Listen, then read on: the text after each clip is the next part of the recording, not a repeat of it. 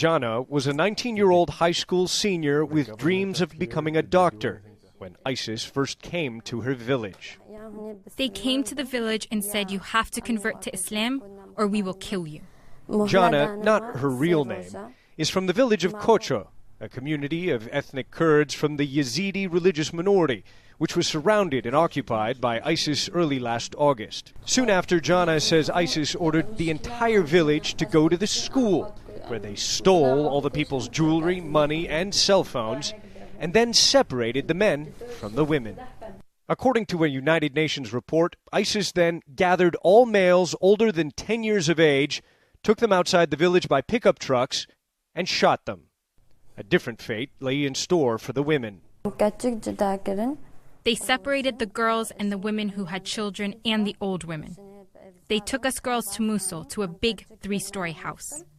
Jana says there were hundreds of girls in the house, and they got visits from the men of ISIS. They came to the room and looked around at the girls, and if they liked one, they chose her and took her.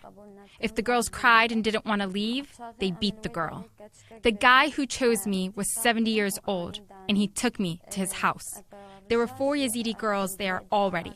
They hit us, and they didn't give us enough to eat or drink. They told us we were infidels. He put me in a room and put a gun to my head, and I was on the ground. And he said, "I will kill you because you won't convert to Islam." That night they came and took an 11-year-old girl away. And when she came back, she told me they raped her. These women have suffered severe psychological trauma. They've been systematically raped, not only by one person, but by different men at the same time.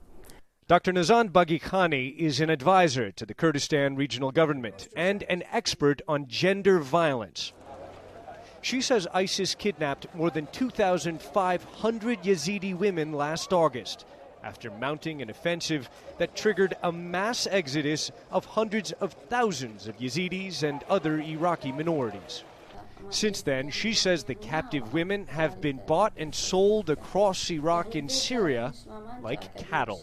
They had 2 main aims. First, to recruit youngsters by giving them these young girls and women. And secondly, to humiliate and expose these women into slavery and systematic rape. That fits an account we heard from an ISIS fighter held in a Kurdish prison in Syria.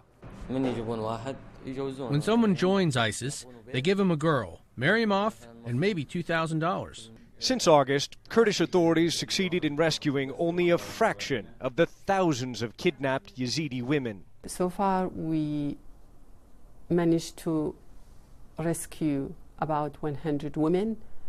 Bagikhani says all of those rescued say they were raped.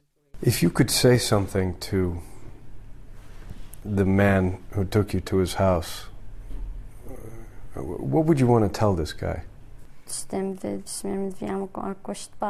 I don't want to tell him anything. I just want to kill him. Ivan Watson, CNN, Erbil, Iraqi Kurdistan.